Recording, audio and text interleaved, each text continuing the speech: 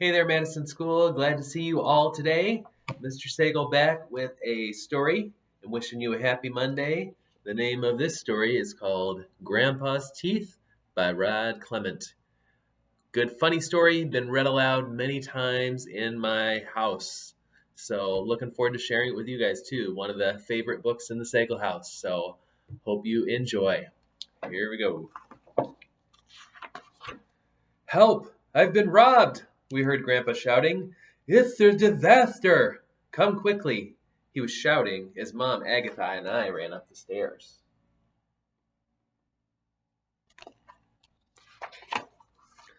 Grandpa's room was a mess, but to be honest, it was always a mess. He blamed Gump, his old dog, but Gump looked too old to me to make much of a mess. What was taken, gasped Mom? Your VCR? Your television? Not your gold-plated golfing trophy? No, said Grandpa. It's much more serious. It's my teeth. They've been stolen.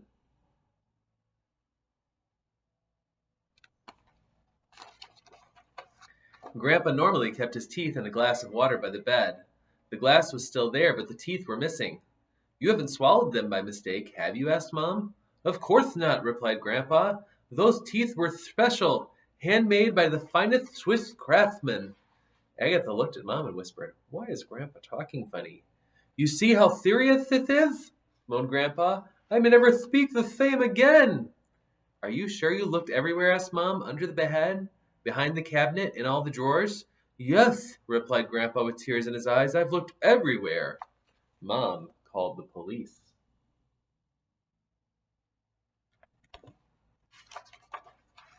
Officer Rate looked grave. We've done a thorough search of the room and house, but we found nothing at all. No teeth, no clues.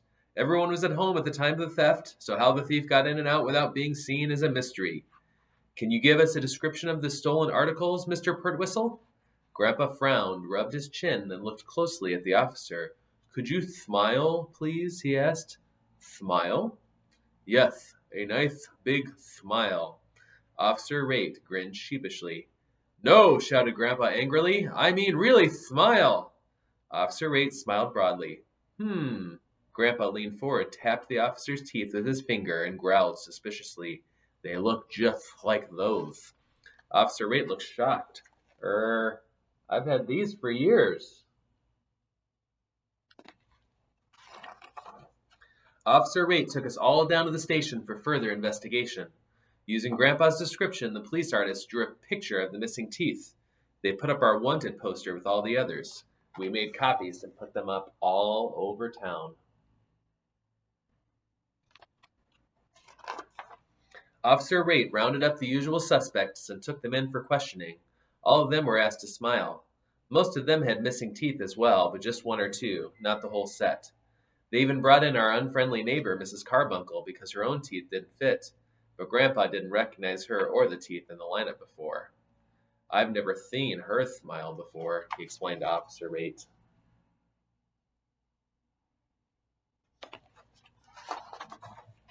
After several days, Officer Rate had to admit that no teeth had been found, no thief had been caught, and no new clues had been uncovered. Grandpa suspected everyone, especially anyone who didn't smile. Soon the whole town was smiling at him, although he never smiled back. He had nothing to smile with. Mom even got a call from one of those TV shows, Unsolved Crimes. They came to the house in a helicopter. We had to reenact the whole thing. When Grandpa was interviewed, he asked the reporter, Pearl White, if he could borrow some of her teeth. After all, he mumbled, you have more than enough.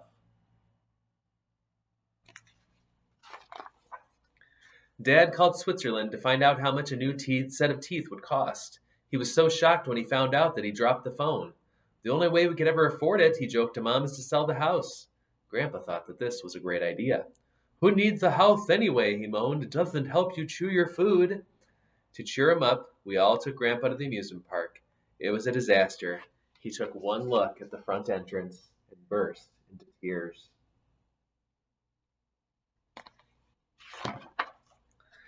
Everyone watched Unsolved Crimes, but no one called Officer Rate, and the crime remained unsolved. Some spare teeth were left in the mailbox, but none of them fit properly. People began locking their doors at night, imagining a thief loose on the streets. No one knew who would be next, so fear gripped the town. The thief had to be caught. Soon, it seemed that the only way to prove beyond a reasonable doubt that the teeth in your mouth were your own was to smile broadly at every person you met. Anyone who didn't smile was immediately dragged off to the police station for more questions and a chat with Officer Rate. So everyone began smiling at everyone else, all the time, everywhere, even at funerals.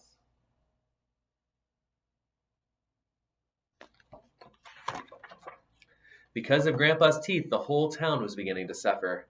Tourists, seeing the endless sea of smiling faces, were too scared to get out of their cars. After a while, they stopped coming altogether.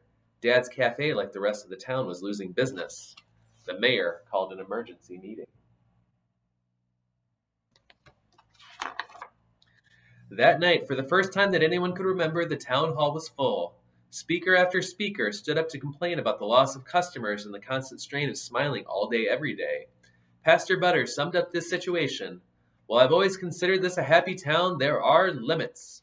No one wants to smile without a reason, and there aren't many reasons to smile in this town at the moment. It's time, I believe, to put a stop to it. The crowd cheered.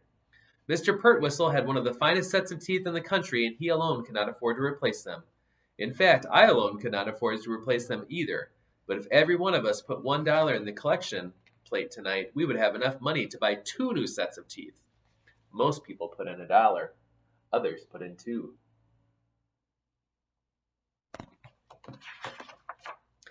At the presentation ceremony, Grandpa opened the package and revealed two sets of brand new teeth.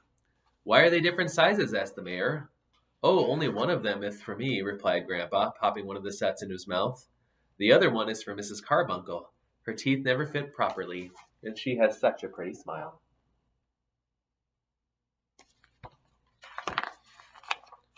Grandpa was very happy with his new teeth. So was Mrs. Carbuncle. They smiled all the time. In fact, they were so happy that Grandpa's old dog, Gump, smiled too.